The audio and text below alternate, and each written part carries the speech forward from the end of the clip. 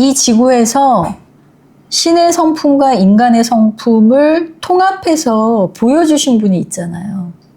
예수님. 그럼 예수님도 인간이었잖아요. 그래서 예수님을 인간의 아들이자 신의 아들이라고 하셨고, 이 지구에서 하나님을 있는 그대로 증명해주고 가신 분인데, 예수님이 인간의 성품을 가지고 있으면서도 그것을 신의 성품으로 드러내신 그걸 보면서 우리가 적어도 저런 식으로 내가 살아야 되는구나 라는 하나의 모델을 삼을 수가 있잖아요. 자, 그걸 한번 봅시다. 1101페이지.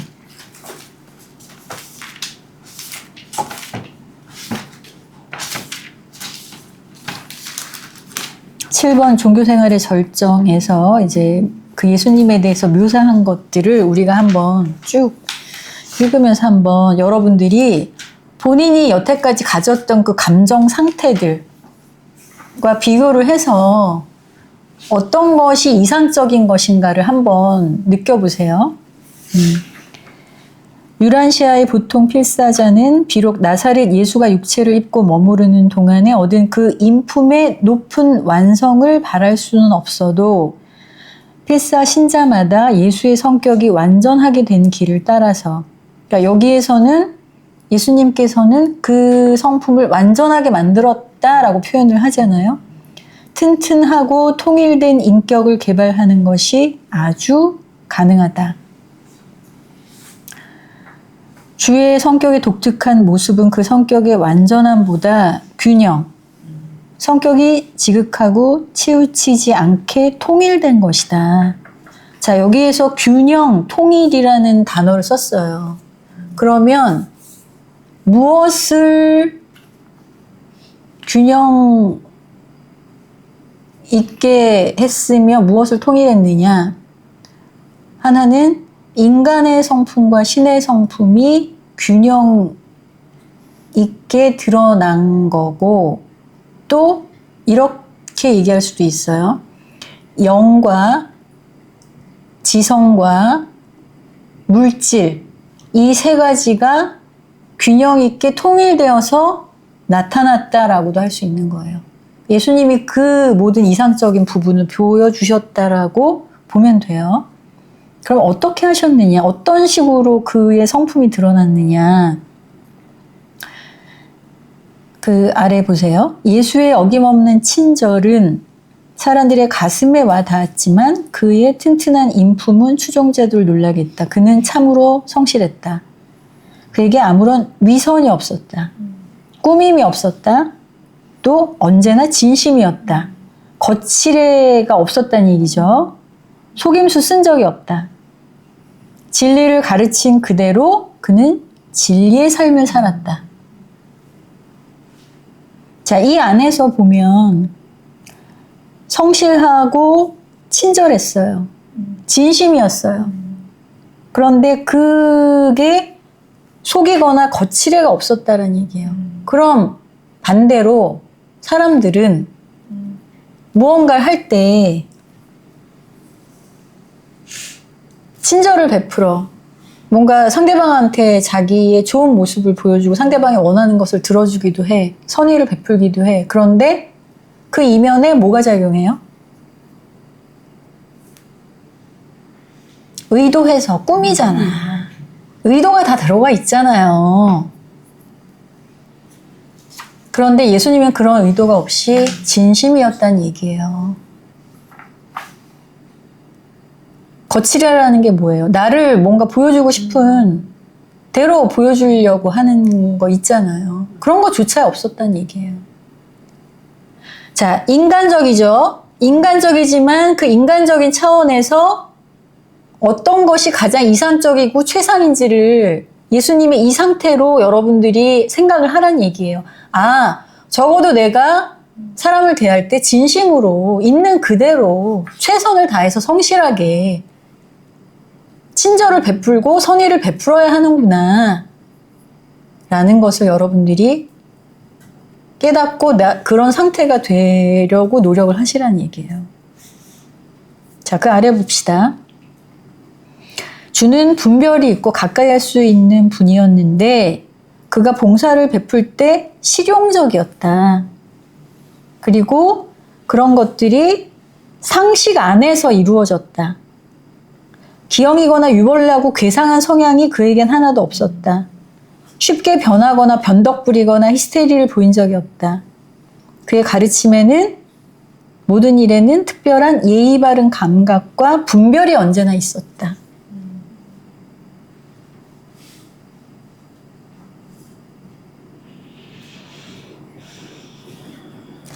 예를 들어 볼까요? 봉사를 한다라고 했을 때 여기에서 그 봉사가 실용적이었다라고 표현을 했어요. 이게 무슨 의미 같아요?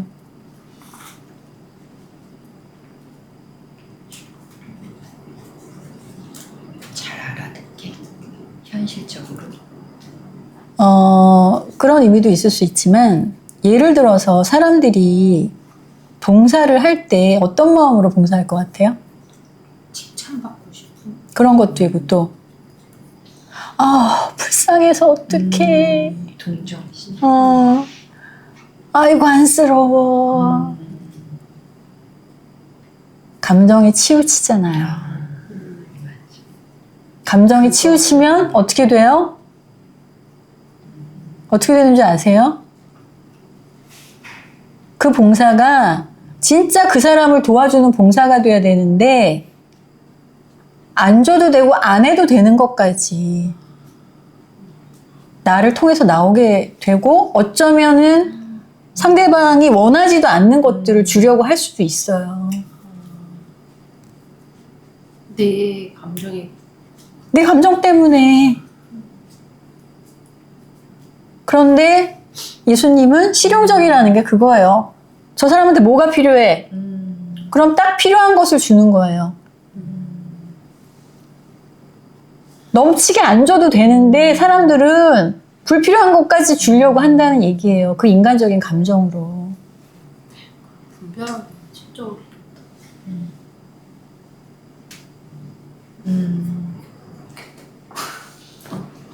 어려워. 그게 분별하기가 어려워요? 좀 어려울 것 같아요. 저는 살면서 약간 그런 면이 좀 힘든 면이에요. 그거는 내가 내 주관으로 내 기준으로 보기 때문이야.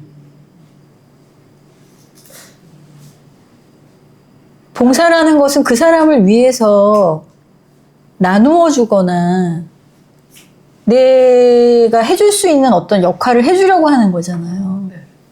그 사람을 위해서. 네. 맞아요. 내 감정. 그럼 그 사람의 뭘 위해서예요? 그 사람의 영적 진보? 그건 최종이고, 그 사람의 행복? 그 사람이 현실에, 그러니까 내가 무엇을 주려고 하느냐, 그 사람이 현재 처해 있는 상황이 어떠느냐에 다르겠지만, 일반적으로 봤을 때, 물질적인 차원에서 힘들어하거나 정신적인 차원에서 힘들어할 때, 그 사람이 거기에서 벗어날 수 있도록, 그래서 그 사람이 온전해질 수 있도록, 자기 삶이 평안해질 수 있도록, 행복해질 수 있도록 도와주는 거잖아요. 네. 그것을 명확하게 보고 언제 내가 무엇을 이 사람한테 주었을 때 그 사람이 온전해질 수 있고 그 상황에서 벗어날 수 있는지를 볼 수 있어야 되는데 그걸 대부분 못 보는 가장 큰 이유는 뭐냐? 내 생각에 빠져 있기 때문이야. 저 불쌍한 사람을 도와주는 나가 중심이 되어 있으면 그렇게 돼요. 근데 예수님은 전혀 그게 아니거든. 그러니까 줄 때와 주지 말아야 할 때, 무엇을 주어야 하고 얼만큼 주어야 하는지를 이미 잘 알고 계시기 때문에 여기에서 실용적이라는 표현을 한 거예요.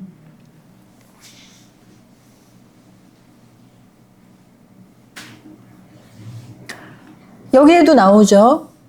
예수님하고 제자가 길을 가는데 예수님이 늘 뭐 불쌍한 거린이 있으면은 동전 한 입이라도 주면서 도움되는 얘기를 늘 해주시는데 어떤 사람이 그러고 앉아있는데 그냥 지나가. 그래서 물어보잖아. 왜 저 사람한테는 그냥 지나가시느냐. 예수님이 뭐라 그러셨어요? 지금 얘기를 해도 그 사람은 그거를 알아들을 수가 없다. 그러니까 보통 사람 같으면 어떻게 했겠어? 아이고 불쌍해라. 그러면서 한 입 주고 아이고 이렇게 살면 안 되죠. 뭐 이러면서 뭐 도움되는 얘기를 해줬겠지. 보통의 다른 일반적인 사람이었다면. 예수님은 저 사람한테는 전혀 지금 상황에서는 그게 도움이 안 된다라는 걸 알고 안 주신 거예요. 그럴 수 있어야 되는 거거든요. 그러려면 결국엔 그거예요. 여러분들이 그걸 구분을 못한다? 그거는 여전히 내 의식으로 악과 선, 진리와 올바름 이런 모든 것들을 구분을 하고 있다라는 얘기예요. 봉사, 나눔 이런 것조차도. 그런데 내 기준이 돼서는 안 되는 거죠. 내 의식으로 보면은 여전히 내 의식의 한계 안에서밖에 안 보이거든요. 그러니까 그 의식이 신의 의식에 영향을 받을 수 있다면, 신과 늘 교통하는 상태가 된다면 그게 이제 분별이 되는 거예요. 그래서 정말로 내가 선함을 베풀려고 할 때 그 선함을 베푸는 것이 어떤 형식으로, 어떤 방식으로, 누구에게 어떻게, 어느 시점에 줘야 하는지를 실용적으로 분간을 할 수 있게 되는 거예요. 그러니까 여러분들이 내 주관적인 의식을 내려놓지 않으면 여전히 그건 분간을 못 하는 거죠.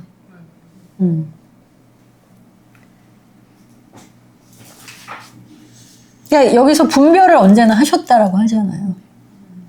무조건적인 나눔, 무조건적인 봉사? 아니에요. 분별할 수 있어야 되는 거예요. 자, 다음 페이지로 넘어가 보세요.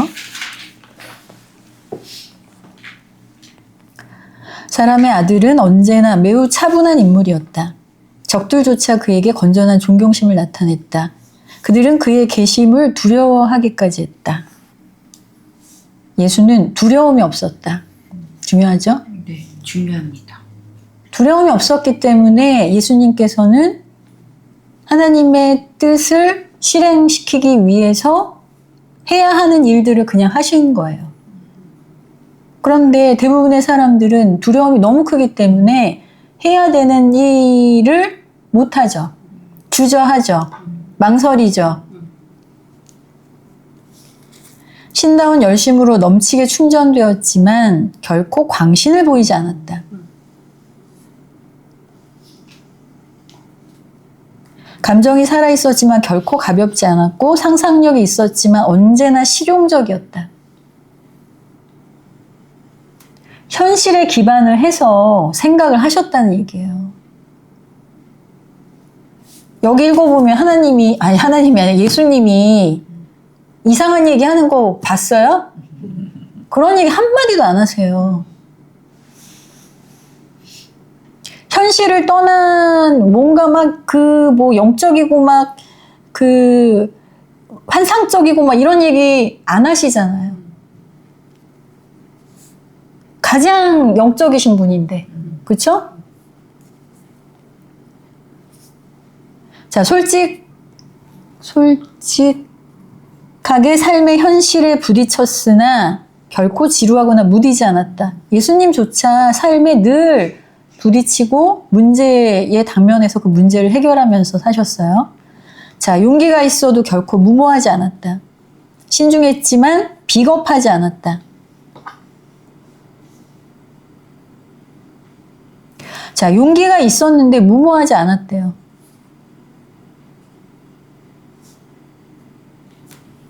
예수님 같은 분이면 그냥 밀고 나갈 수도 있지 않았을까요?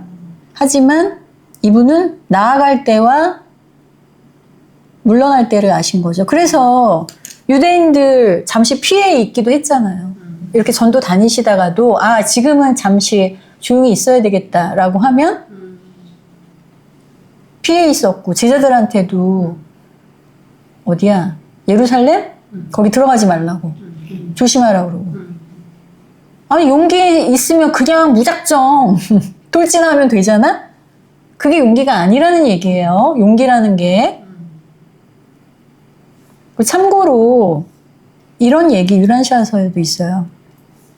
너무 무모하게 용기 내서는 안 된다 라고 얘기를 해요. 자, 그 예를 들면 뭐냐면 왜 그 지구에 있는 가장 험한 산을 정복하겠다라고 하는 등반하는 사람들 있잖아요. 그 에베레스트부터 시작을 해서 막 K2랑 뭐 이렇게 다 죽는 사람 되게 많죠. 그러면 안 된다라고 돼 있어요. 그건 무모한 도전이고 용기죠. 왜냐? 왜일 것 같아요? 보통 사람들은 어떤 면에서 보면 추앙하죠. 용기 있는 도전자. 이렇게. 왜 그러면 안 된다라고 얘기할까요? 그 사람이 겪어야 될 체험이 있는데 그런 무모함으로 인해서 끝나버리니까. 살아야 되거든.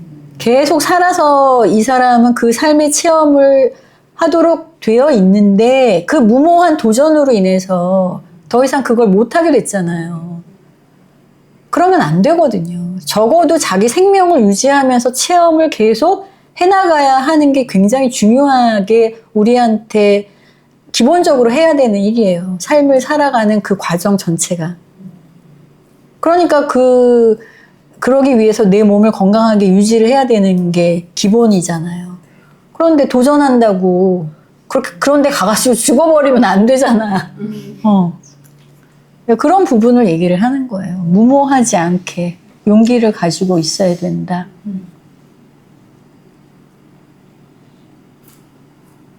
그리고 신중하지만 비겁하지 않은 거. 신중한 것과 비겁한 것하고는 다른 거죠. 어떤 면에서 보면 사람들은 두려워서 신중을 선택을 할 수도 있어요.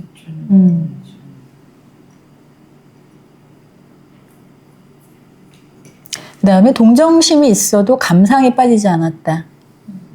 아까 얘기했죠. 독특해도 괴상하진 않았다. 그 시대에 예수님 얼마나 독특했겠어요. 경건했어도 경건한 체하지 않았다. 언제나 차분했다. 왜 그렇게 될 수 있었던 이유는 그의 인품이 아주 완전히 통일되었기 때문이다. 여기서는 이제 인품이라고 번역을 하셨죠. 퍼스널리티가 완전히 통일되었기 때문이다.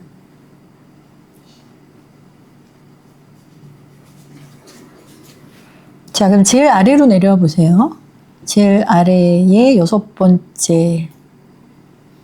때로는 인간의 슬픔의 잔을 깊숙이 들이켰는데도 예수는 변치 않고 명랑했다. 두려움 없이 그는 존재의 현실에 부딪혔고, 그러니까 어떻게 보면 예수님도 편안한 인생을 살다 가신 분이 아니에요.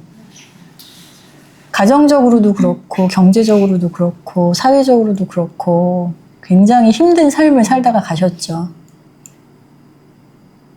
부딪히셨잖아요. 마구마구 부딪히셨잖아요. 그래도 그 모든 것들을 두려움 없이 해내셨다는 얘기예요. 그래도 그는 하늘나라 복음을 위해서 열심에 가득 차 있었고 그 열심을 자제했다. 그 열심이 그를 지배하지 않았다. 자, 여기서도 스스로 조절을 하셨다는 얘기예요. 그는 아버지의 일에 아낌없이 헌신했다. 예수님은 어떻게 보면 초반에 자기 가족을 돌보는 일이 어느 정도 마무리가 되면 나머지 인생은 하나님의 뜻을 이루기 위해서 모든 것들을 헌신을 하신 거죠. 자, 그 다음 표현 보세요. 이 신다운 열심은 비영적인 형제들로 하여금 그가 미쳤다고 생각하게 만들었지만 도대체 이해를 못했죠, 예수님을. 하지만 구경하는 우주는 그가 제정신을 가진 사람의 모형이고 높은 수준의 영적 생활의 필사자가 최고로 헌신하는 본보기라고 평가했다. 그러니까 예수님의 그러한 삶이 인간으로서 하나님의 뜻에 헌신하는 그런 태도로서 가장 본보기가 되는 그런 삶을 살았다라고 이제 평가를 했다는 얘기죠.